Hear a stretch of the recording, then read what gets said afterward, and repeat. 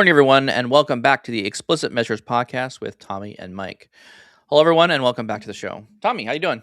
Dude, I'm doing great. We're in the middle of December. We have already been doing a lot on our topic today, but it's good to see your face as always. Yes, this is a recorded episode for those of you who are listening ahead of time. Just a quick call out for those of you who are listening in real time. If you'd like to hear these episodes as soon as they come out, please go over to our YouTube channel and become a member. We will publish these meetings or the podcast episodes as soon as we create them for members only. So if you want to have the earliest knowledge around all the episodes that are being recorded and when those things are coming out, we'd love for you to join us on our YouTube memberships channel. That being said, our main topic for today will be this new feature that was announced at Ignite, which is called Fabric IQ, which kind of encompasses Fabric IQ. I think it's like a general term. There's not really a single button that you click or something you deploy that is the Fabric IQ. Mm-hmm. I think it's this mentality of, hey, did you know that we can have like these semantic models and this thing called an ontology, and really unpacking like the data that it lives in your organization. And there's a lot of tools being developed to make your fabric have an IQ or have some intelligence with it. So I think there's this branding shift that is happening here, and we're going to unpack this one. We think, and Tommy and I were discussing this a little bit offline, this new Fabric IQ will cause friction in your business. So be prepared for it. This conversation is going to unpack what friction do we see coming, how will we deal with it, and maybe some potential solutions here around how do you address this, and what do we see coming as BI professionals in this space? What conversations will you be having? So this is a kind of a visionary podcast, maybe a little bit. We're kind of looking Visionary. into our crystal ball here and trying to figure out a little bit what the future holds for you. At the very least, we have a tagline. So If nothing else, it's controversial. So we'll go there.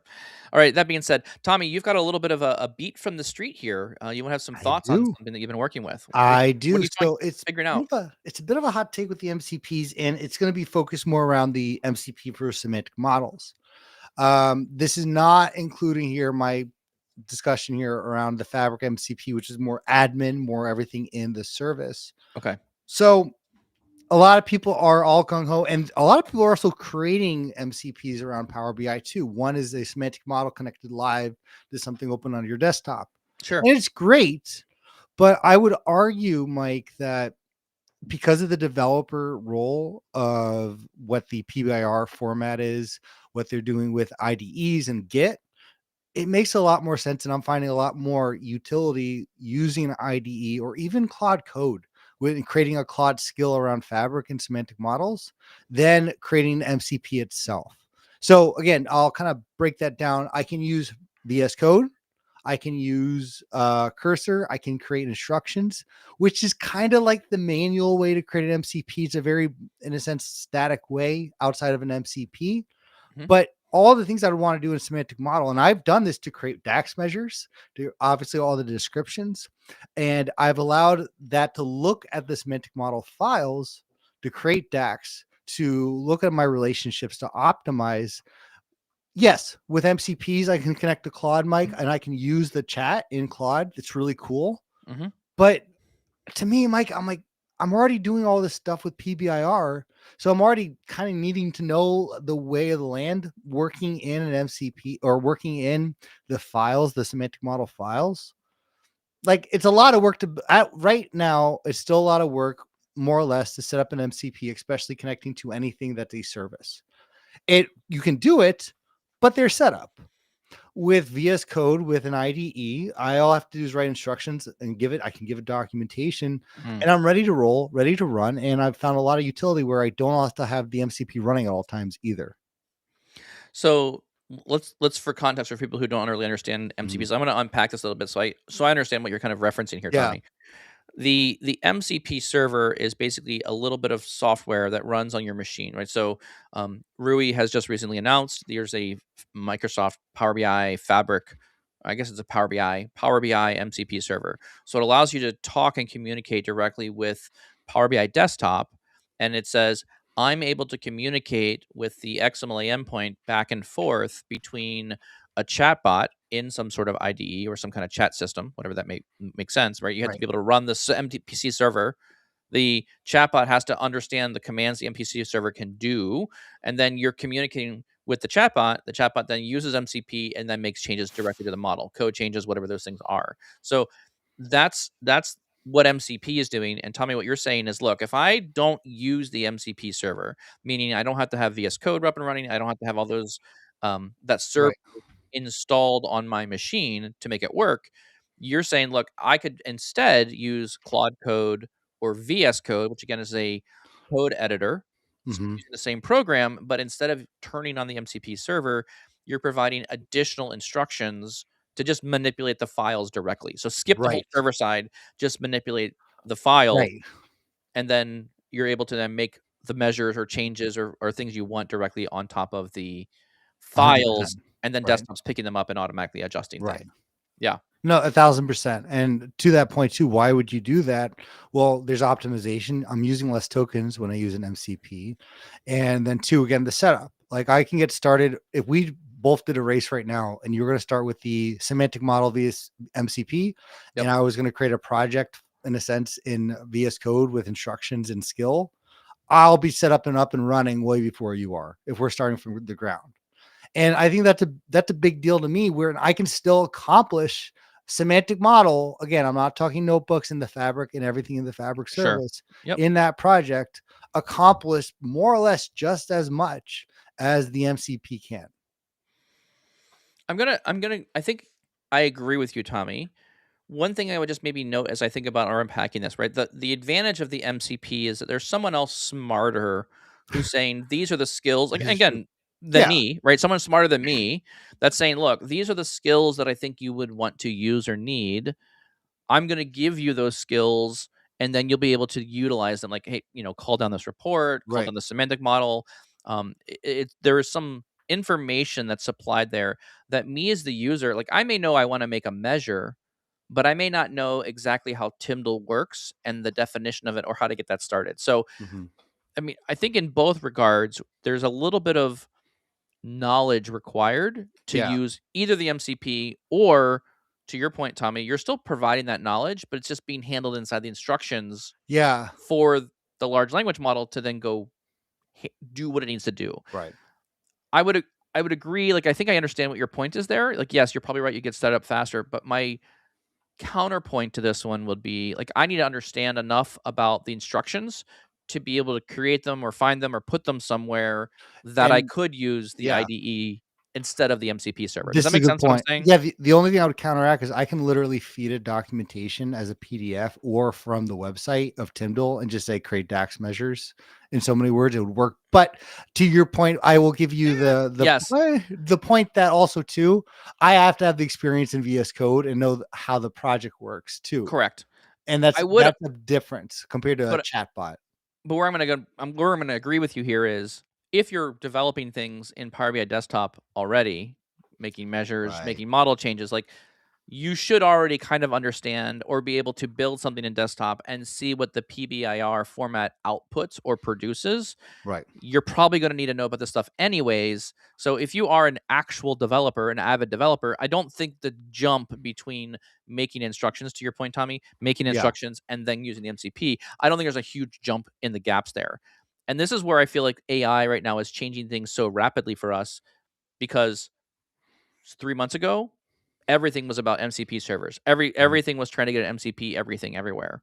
Now we're learning that okay, well MCPs are good. They definitely add their purpose, but instructions are potentially just as powerful, if Mhm. not more powerful than the MCP stuff. So how did the MCPs become like a flash in the pan? Is it this like quick hit of it works?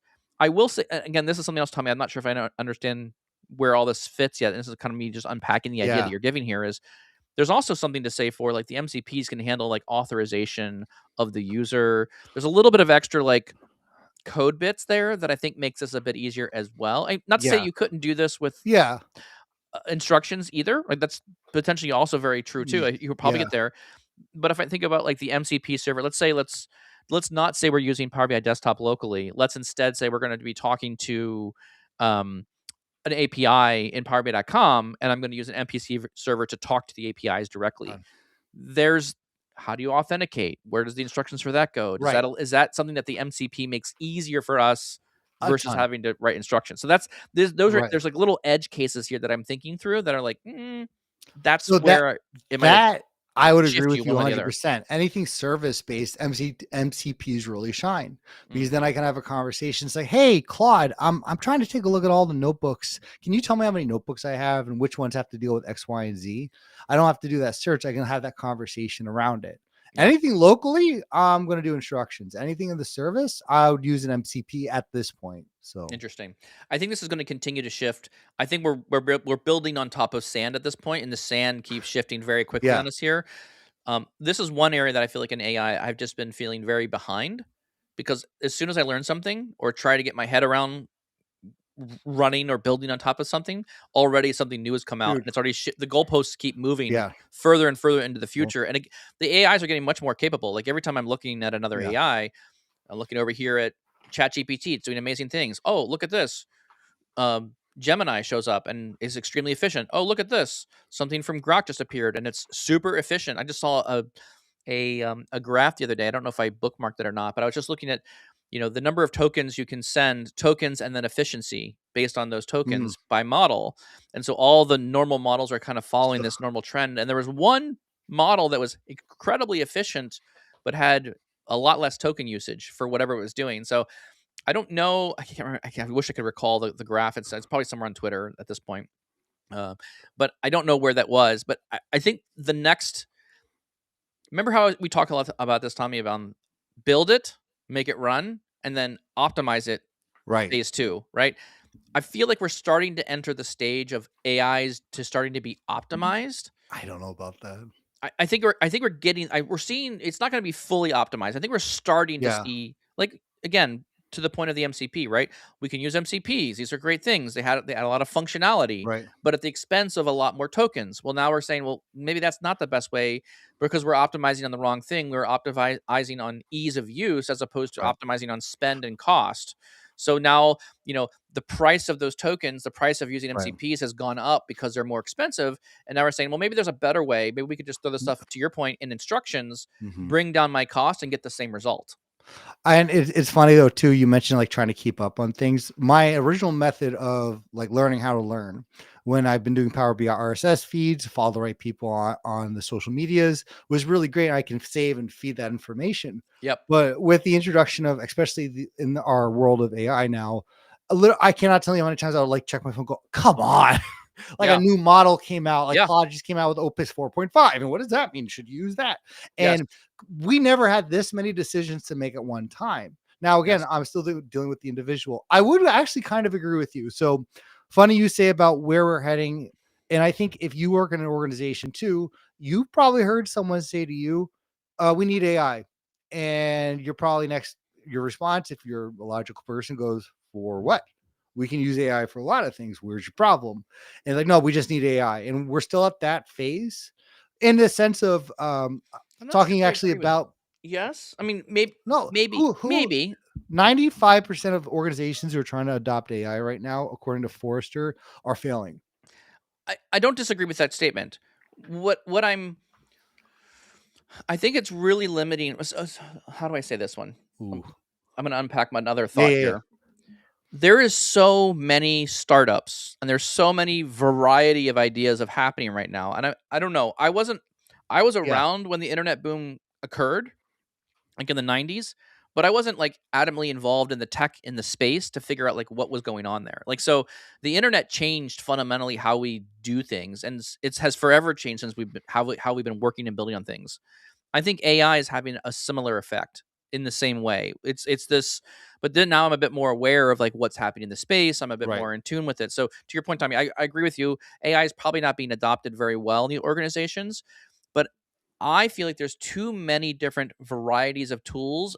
And what you're going to start finding is the tools that are going to win Mhm. are going to have a certain design, a UI, a pattern. There's something that's going to start The consolidating or the ease of congealing use. into like a thing that everyone will want to use. And what will happen is all these like peripheral ideas of like super creative, Right. very neat, but didn't quite have the right functionality or was too expensive to run. All those ideas are going to kind of like fall away. And what we're going to get is this kind of distilled effect of here's how we use AIs.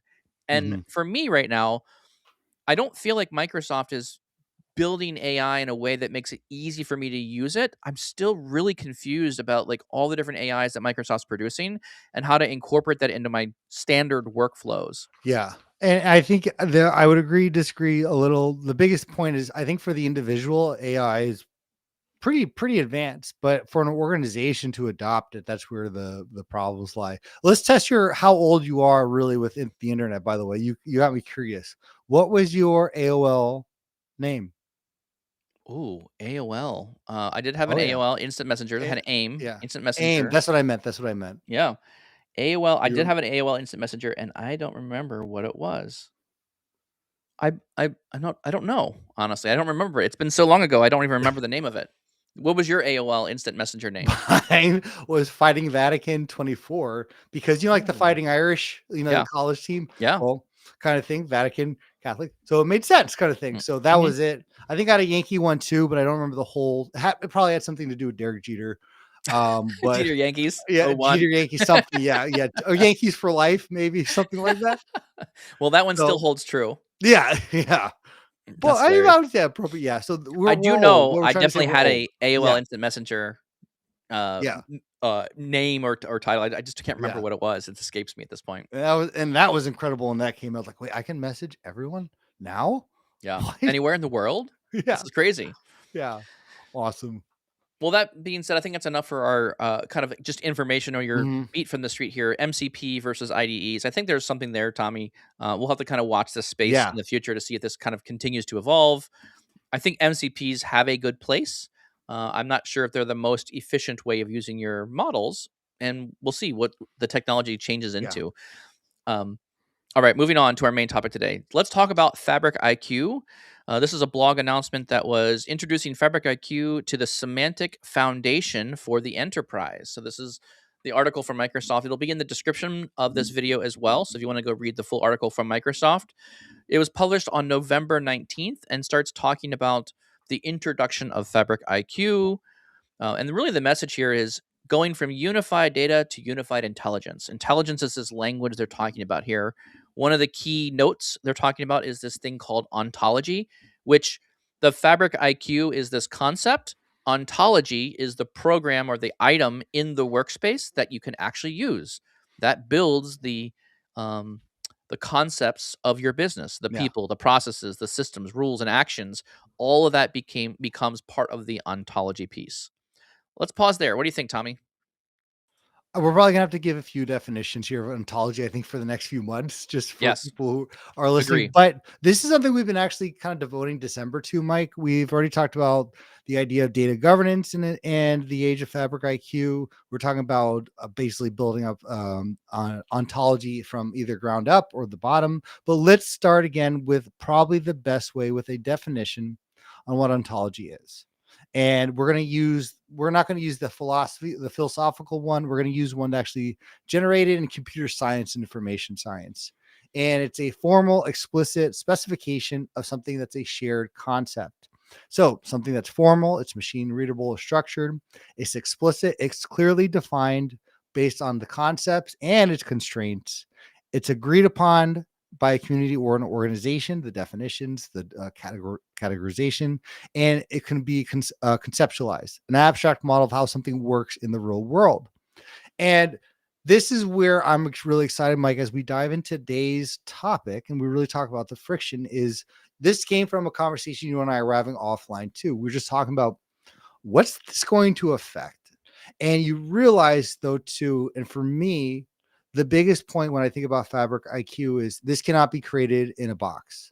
This can't be created siloed by the organization. I don't think any BI team, Mike, is going to go and work on this for 3 months. Go, hey, guess what we developed? The ontology for the entire organization.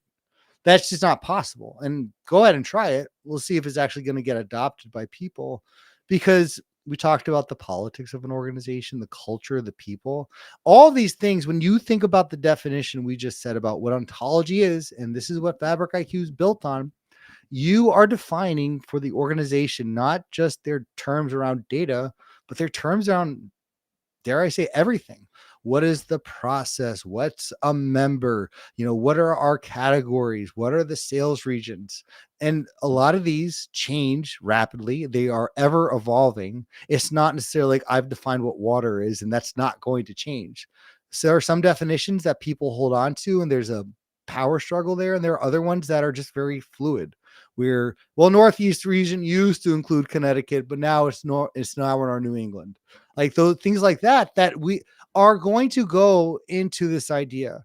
And for us, Mike, we have to introduce not just the technology to the organization. We're not going to just say we're doing ontology for you. We're going to make things easier, but there has to be this introduction of workshops. There has to be these discussions that have to happen.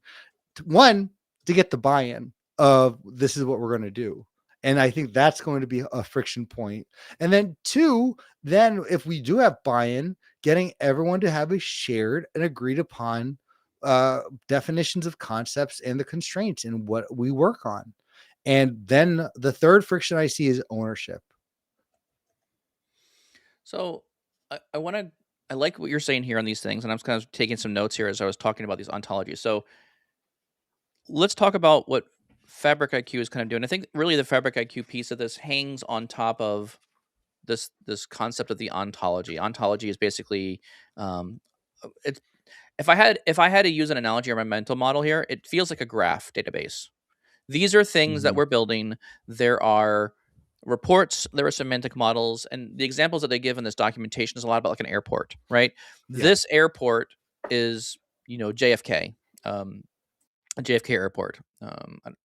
And then from there, you have, okay, what all flights are going in to that airport?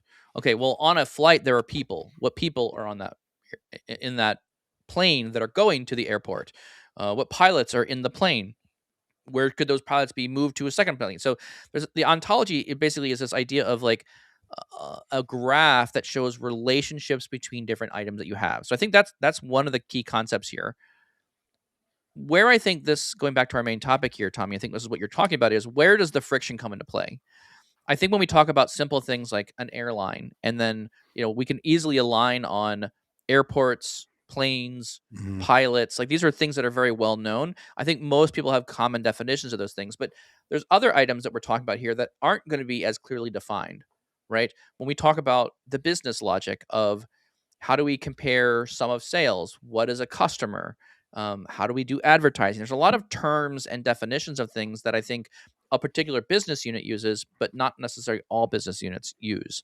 And to your point, Tommy, I want to kind of hang on this idea that Fabric IQ is now requiring, or businesses now have the opportunity, let me say it that way, businesses now have the opportunity to write down what it means. What do things mean to you? And so the tricky part here becomes, well, what happens when we disagree? How do we handle the disagreements? What does that look like? Are we allowed to have the same definition or similar defined terms for customer between um, supply chain and marketing? What does that mean? There's two different kinds of potential definitions for customer. And so I think this is where I see the potential friction coming into place here is um, we need to think through as administrators, are we talking about our whole business as the ontology, or are we talking about department level ontologies? And do our department level ontologies need to roll up to the broader business? Who makes those decisions? Should every business run the same way, or should we have different versions of businesses running however they feel like they need to run? So let me just pause right there. Yeah. Your reaction, Tommy? I'm really intrigued that you use the word admins making some of these decisions initially, or not necessarily everything down, but that you brought admins into this already to me, because I wouldn't. Um, I'm looking at this, Mike, and I'm realizing here too, to your Admins aren't point, making the decision. To be clear, I'm not no, trying to say that. but But turning it on or whatever the case may be. well, so, an admin will turn Yeah. on the Why don't you feature. elaborate more on why you Yeah, brought admins into this I now? said the word admin, but I'm thinking maybe more of the idea of central BI. Okay. Let me rephrase that. Let Sure. me Okay. pull back the term admin. Let me just call central BI. Somewhat to your point, Tommy, ownership of this I think is important. Who Right. owns the definition of the ontology? Do different departments own parts of the Right. ontology and others do not? So one example that I have that I've used a lot over time was when we were in marketing and we were defining products to sell for businesses, the color and the dimensions of those products was determined by engineering because they built the product. Then the pricing That's of funny. the Yeah. item came from finance because they were saying how much it cost to make the part and sell the part. Like that was their responsibility. And then there was a whole nother arm of like marketing team that was like, okay, what how do we define this size? Like based on the Mhm. dimensions of this, here's how we're going to categorize this item. Like, is it Mhm. does it fit a certain kind of category and that Right. category defines what that product fits in, right? So there's all these different teams that own parts of data, and how do we hold them responsible? And when I mean like the central BI team, th- they're not necessarily in charge of the ownership of the data, but they're the ones that need to be bringing these teams together and saying, So okay, someone needs to take ownership of these properties, these data pieces. completely You need agree. to have responsibility to this. You're going to define it, and when do we stop other work to make sure that those things are defined correctly? Who's governing that? Right. Who ensures that there's quality in that data? Right. This is where I think a lot of the friction I see coming from Fabric Sure. IQ comes Oh, from is yeah.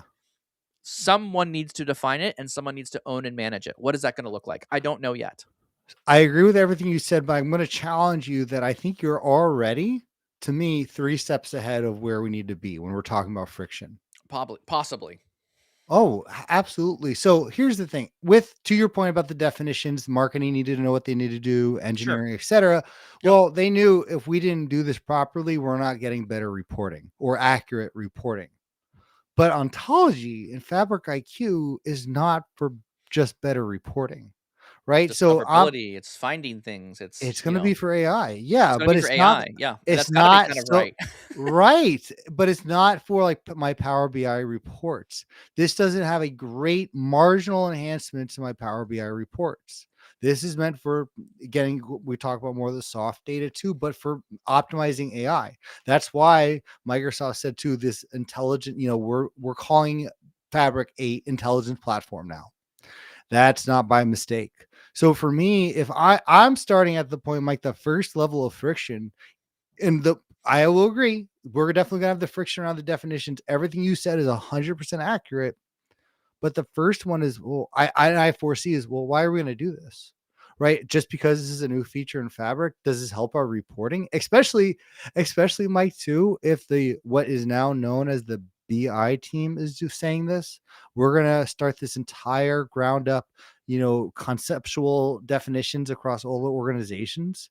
Someone's gonna ask for reporting. What's this gonna do for reporting? It's like, oh no, this is for AI. This is for the intelligence side.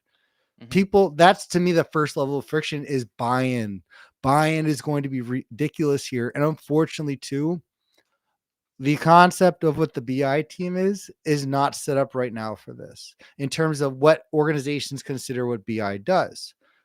They think business intelligence, if they even think that at all, and they think reporting and data. We're now introducing this whole thing where you need leadership or people trusting that leadership in that space to understand the intelligence side, that they all are also the ones that lead you to the promised land for AI, because we're not doing Fabric IQ for Power BI. Heck, even Fabric in a sense, for my notebooks, that's not the point here. Hmm. And to me, this is going to be like that shift to where we're like, hey, we're going to do Power BI, not Excel. Why? Excel works. What's this Power BI thing? Are you a Yeah. Power BI person? What, I don't even know what BI stands for. And to me, I think this is going to be the first step we're going to be in. I'm curious to see if you do agree with that, or you think that's going to be easier for organizations than I'm saying. Am I casting doom and gloom here? No. Or okay. So I think that there's a push here to move things forward in Mhm. in some directions away from not away from Excel entirely, but the idea is like what can Excel do really well? Excel does a really good job of like taking data in. It does a lot of data transformations. You can get things done in there efficiently. Where do we look at this in lieu of what does Fabric bring to the table, right? So Mhm. other things when we look at the documentation here, we're talking about like ontology model management. We're talking about connect live data to the enterprise data. So this is linking reports together and say, okay, here's a handful of reports that relate to these flights. Again, going back to the analogy that Right. Microsoft is using here, flights and airlines and things, right? So now we can have real reporting attached to um, directly into the ontology that describes, we're talking about flights. Here's our flight data. Here's flight information. Um, Another thing that they're trying to attach into here is action based elements. So they're talking about um, automating actions on top of these ontologies, and that's another part of this that I think is really interesting here as well. Is when you start looking at, okay, when every 5 minutes I want you to go check for flights that are delayed more than 20 minutes or something Mm, along that line is, I think, the analogy that they're giving here. And so they're actually showing you an alert GIF where you're saying, okay, based on this information that's coming into the system, we want to be able to every so often check this data, look for this information. And when that occurs, the action is go send a meeting, an sure. invite, or go send a Teams message out to this channel, right? It's that kind of stuff. So now when we're starting to talk like all the things that Fabric offers, these are things that Excel's not doing, right? So that's the push towards these more modern systems, which is Excel's good at loading that one time chunk of data. I'm not building an alert system inside Excel. I'm not Sure. building, ontologies or related data pieces. One Excel document should not be a database. There's a lot more data. We could be talking hundreds of millions or gigabytes or terabytes of data that need to be supported by this whole data platform.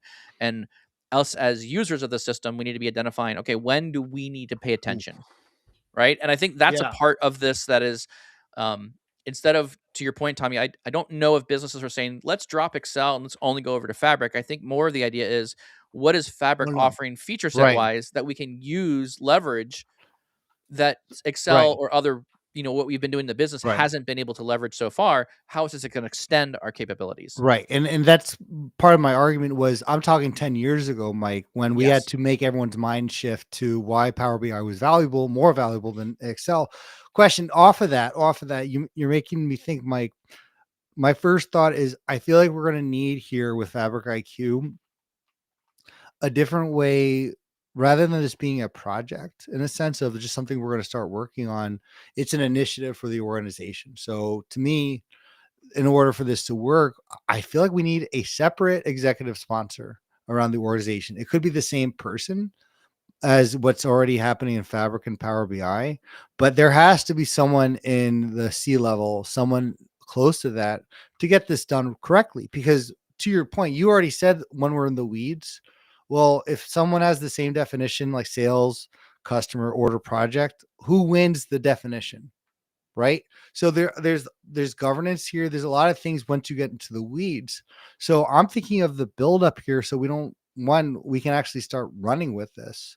So I see, Mike, first off, that I need a statement on what we're going to do with Fabric IQ, why it's going to be valuable to the business, and then two, I need a sponsor. I need someone to sponsor that project on a high level, because this to me, it's a change in platform. And I think maybe that's what Microsoft's trying to do here. And because all the data now too, we're also not looking just at, Mike, and this is important. We're not just looking at a new entity in Fabric.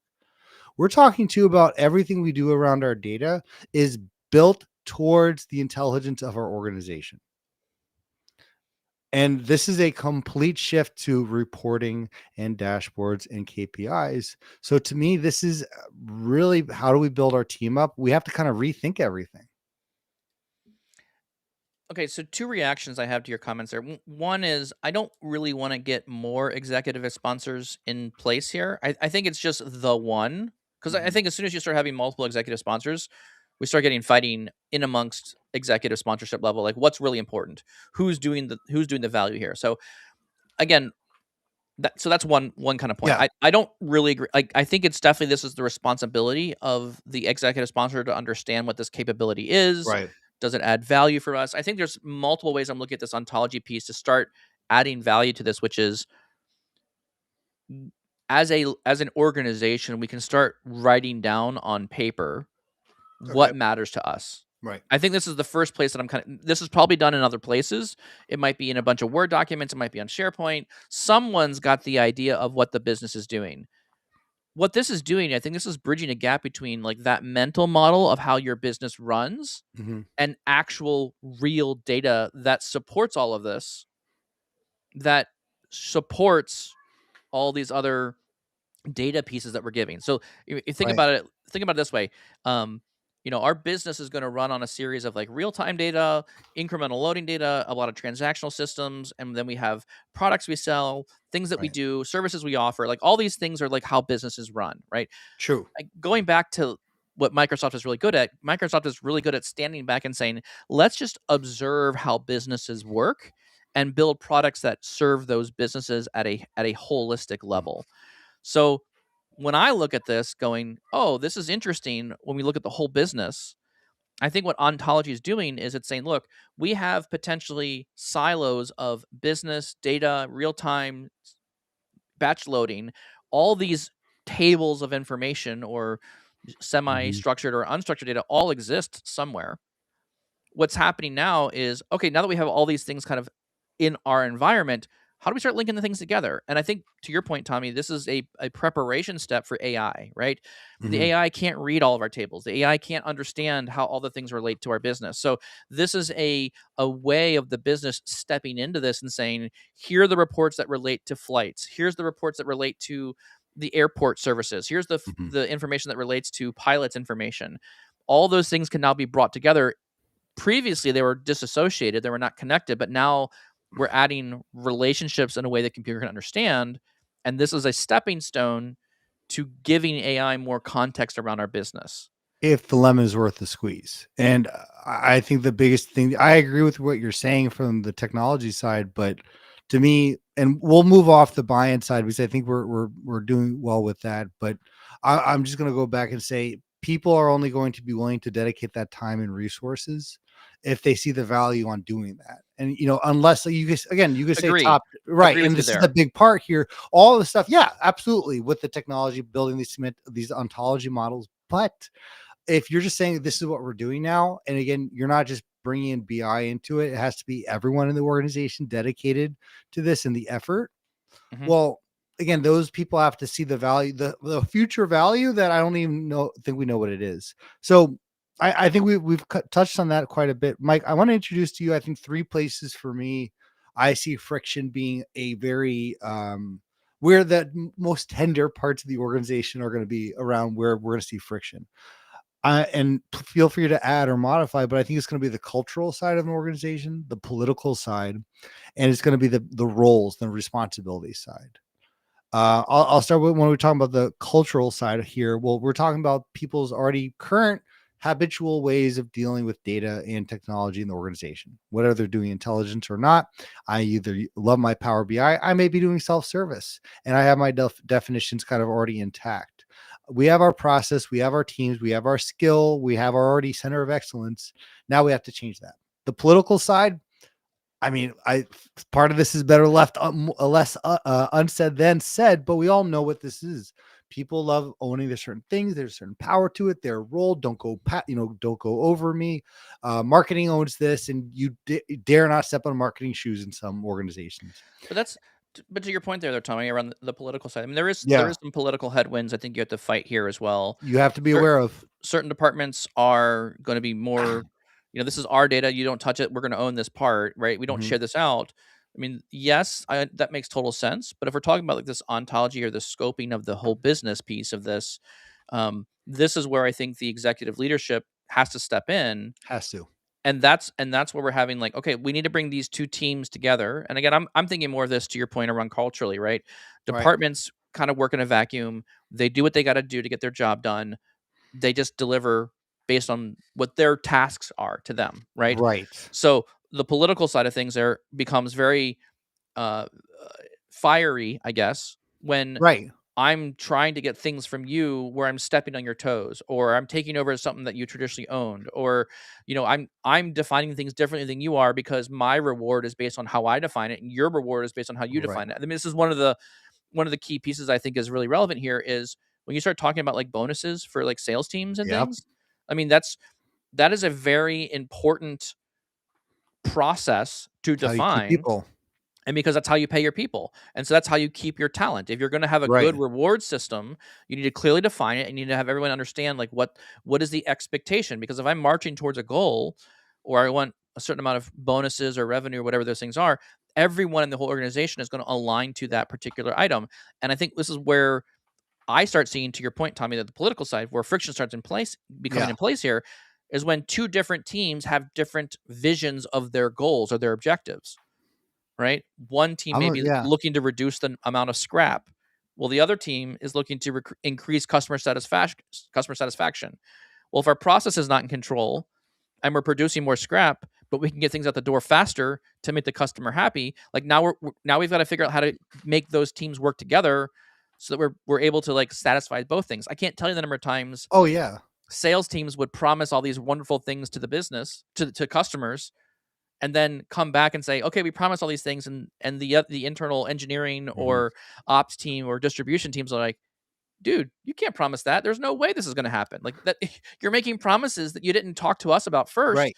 You should at least review it with us first, so we can at least have a conversation. So, to your point, Tommy, there's a lot of conversations in that political space that need to be happening, and I think that's where executive leadership needs to step in and says, look, you guys need to get in a room, you need to hash this out. We need to be aligned on the direction of where we're going, so that way everyone can march the same direction. No, I see. This is where I'm going to expand on what you said at the end, because the phrase of that, get in a room, figure it out, sounds nice. That never works in a normal culture, unfortunately, because people are Well, what's holding the on to those. alternative? I see, this is where I'm going to back up a little. Mike, this is where I think the introduction of, I said this on a previous podcast, but data governance has never been more important than it is today because of Fabric IQ. Unless if you're just bringing people in a room and the sponsor says figure it out, I'm not saying that's all you're saying, but it's saying, because if you have people saying they have sales, finance, operations have the same, you know, definition, or they have a different definition of customer, and they have to figure out what that means.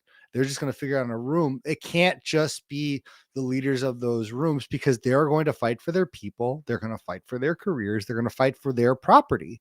And unless there's, honestly, Mike, and it's something established in the organization around governance here, we're dealing with people. We're not dealing with technology at this point. And people are going to be selfish at times. This is just the runs of the political side, where they have to have the concept of what we're trying to do. They have to have the concept of the ownership here in what governance is before we can get to that point. That would be my argument. I see your point there, Tommy, but I don't see, like, I can't justify to myself to say, like, we can't figure things out. I think this is, I mean, Yeah.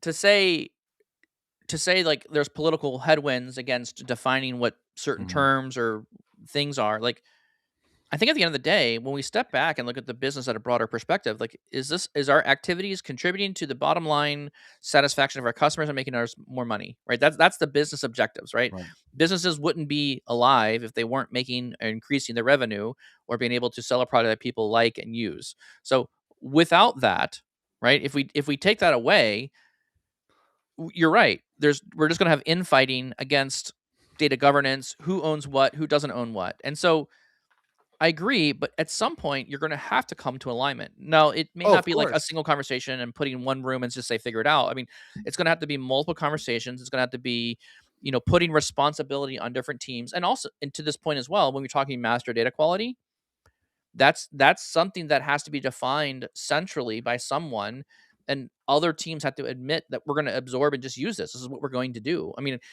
I if I go back to the airport analogy, I can't define airport names however I want to based on what I feel at the time, right? It has to be someone's defining these things, and that's what they are. So I think at some level, like, yes, I understand what you're saying, Tommy. There's going to be friction there, but I'm also of the opinion that it can be worked out. We can figure out how to govern these things, how to find common ground across these different departments. And I think this is the reason why OKRs exist. OKRs exist so we have Yeah. this defining value of the company, and that trickles down to our teams. And so you're right, but that's why we have hierarchy and leadership levels inside organizations, because someone has to step into this meeting and say, look, we have these two departments that are Yep. bickering about data points or who owns what things. We need to figure out how to work together. And so we've got to play nice. So I see this a lot in times with central IT teams and the business intelligence teams. There's a Mhm. lot of friction there. Central IT is running the systems that make the business make money. And then the business intelligence teams come in and say, we need access to those real tables. And central IT says, no, you can't have access to our production environment. Right. We're not going to give you that. So there has to be negotiation there that says, okay, the business is going to have to bend on some of their requirements. The IT is going to have to make some new requirements to Sure. get the data in the hands of the business. So we can't assume like we had to be able to negotiate here at some point. So that's Oh, sure. really what I'm pushing for. No, and I agree with that, and I do. But Mike, I know I've been in the rooms, and I know you have too. I've been in rooms where product and marketing were trying to figure out the category information, and after the meeting, it was worse than when we started, without because of low maturity and low governance at the organization. You're dealing with the people whose, in a sense, lives and their team was on the line. So I agree with you in theory. We got to negotiate that, but I think we have to be conscious too. We're dealing with culture here, and you have to keep morale up. And if you just get people in a room who are headstrong, and again, I know I'm bringing in things that are not necessarily measured here, but if you work in a company, you know there are people that are easy to work with and harder to work with, and some of them are leadership, and it doesn't work. So actually, I'm going to take what you said, and I'm going to ask you a question because I think this is it's a good question what you're bringing up. Does Fabric IQ require some prerequisites around the data maturity of a company? I don't So think let there's me, I would say so I'm or gonna do answer they your need to question be at a directly. certain level, I a don't think you minimum need to be at a level? certain level. No, I don't think you need to be at a certain level. I think what Uh, the ontology will expose is the level you're at, right? So if you put in for ontology, better or worse, for better yeah. or worse, I think you put in the ontology or you start, defining what your business looks like, right?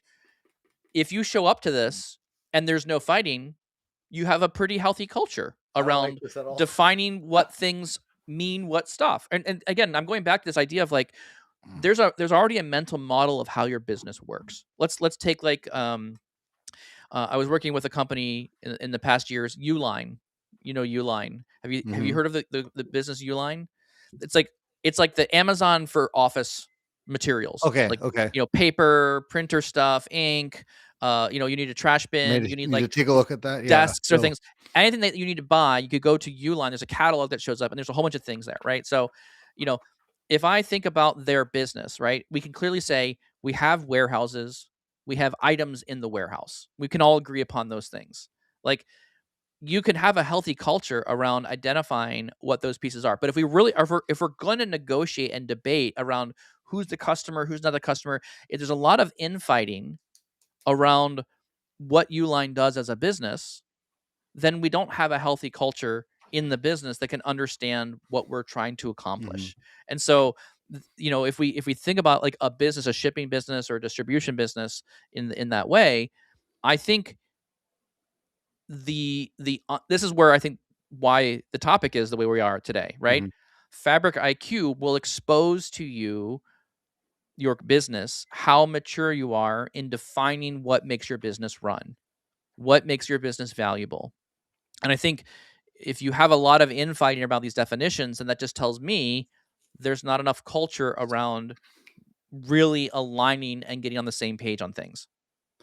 I'm gonna sit on this, and I'm gonna let this bake for another episode too, because my initial reaction, Mike, is if I were to go into an organization today and everyone was building their own reports and it was all that whole hectic Wild West, Yep. I'm not going to recommend in the slightest that we start Fabric IQ or start these ontology models. We're a mess if we can't even get our reporting right. Maybe not for the whole business, but maybe for a department. Sure, maybe for that, but automatically there's the red flag. So I'm I'm gonna sit with what you said. My initial reaction is still there is some predetermined or maturity minimum requirements that you want to see your organization before you start the process.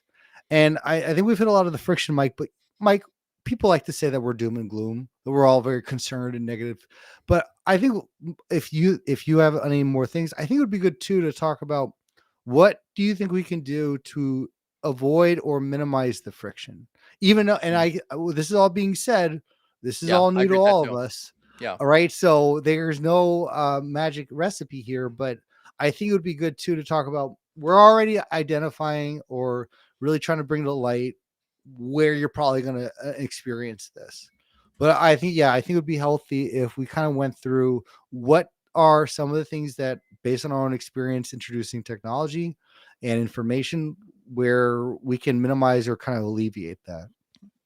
So I think I like this point. So let's talk. Let's stop talking about like where we think friction will occur. Will occur, right? Talk about, So yeah, all the bad things. let's talk. Let's not talk about any more like cultural, political challenges that we see. So these are things that we think you're going to hear when you start doing these things. So I'm going to maybe pull back here a little bit and say, regardless of this item, let's report, Yeah. semantic model, an ontology. In all these situations, if you put junk into it, you're going to get junk out of it.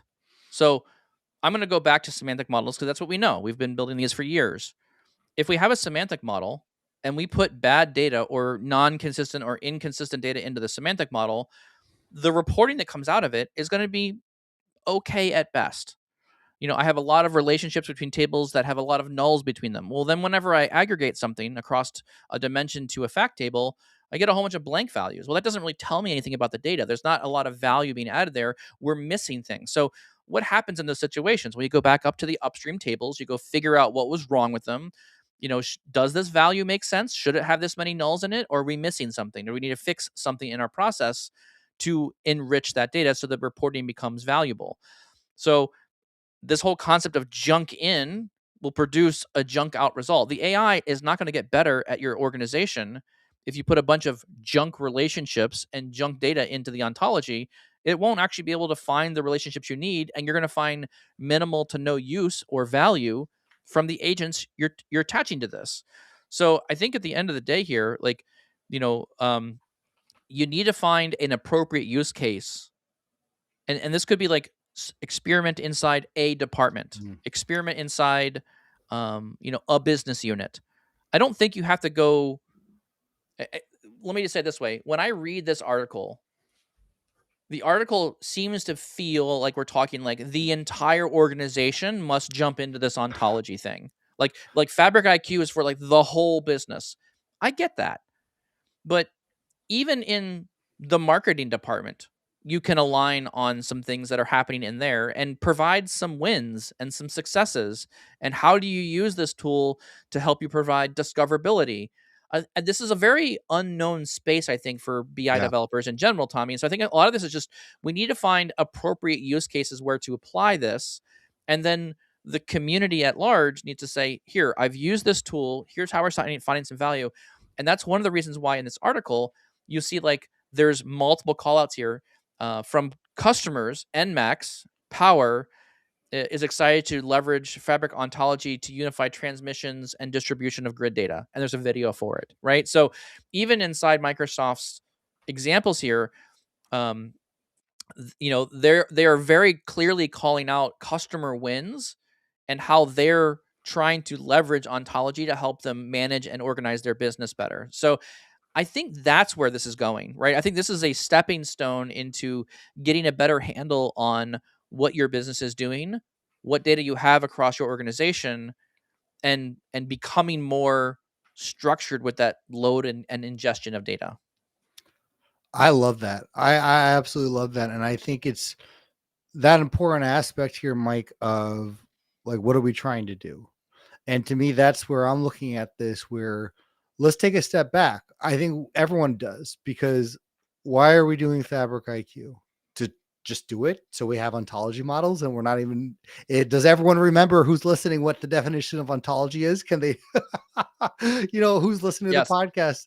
Yeah, there's your pop quiz. But Hmm. truly though, Mike, I think we need to take a step back and write down and begin that initiative with your business on what are we trying to do here. And to me, I'm going to go back to the implementation planning a bit, because I would love to see this with an initiative, a tactical, a strategic point of view, where we're going to do in the long term this idea. And you don't even call it Fabric IQ. I don't care if you're saying your business, in an effort to alleviate, and to bring better information to the business, better automation, and bring this introduction of AI to help teams be empowered, whatever you want to say, not just with their data, but their information. We're going to begin this initiative, this project. And it's a long-term project. Unlike a notebook, and I think this is a concept everyone else needs to understand, is unlike a notebook where I can optimize my data today by myself. Like I can get Yes, off the call before lunch, have a notebook, doesn't and no one needs to know. correct. That does not exist with Fabric IQ. What we're trying to do. So I think we need to start with the strategic side, where we have to have with the business a contract or the buy-in with what is Fabric IQ, but more importantly, and really start with what are we going to solve? Where are our problems around information?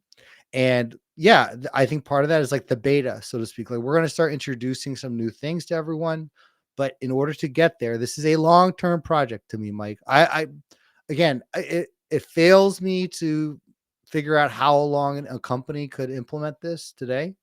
Hmm. Like 3 months, maybe, if you already have the definitions. And again, you can have a working ontology model, but whether it's used efficiently, this is all new to us. So I would start with this, Mike, with the strategic side, getting the buy-in and making sure that people understand what the efforts are going to be. And then, yeah, if anyone wants to be part of a beta, I think this is an earlier stage than a pilot. I think you said just use case, where we're going to test things out. Great, that's what we need. But the goal is not an ontology model at the end of the day, and I think that's going to be an important concept for people. My Yeah, I think goal that's a means to an end. That's not the end. it's part of the tooling that I think you're being producing Yeah, here. But but it's I a think that means to an end. but I think this is also a stepping stone. Again, the AI space is changing so rapidly and quickly here. I Yeah. think this is also a stepping stone. So let me go back to like the article again. I'm going to reference out a couple key points here. It's like, where do we start? How do we start handling these conversations? I think you start small. I think you start figuring out where does this thing actually add Yeah. value to your business? Do you have areas of your business that are confusing between customers, relationships, tables, datas, facts, measures, dimensions, like all these things that we're talking about here?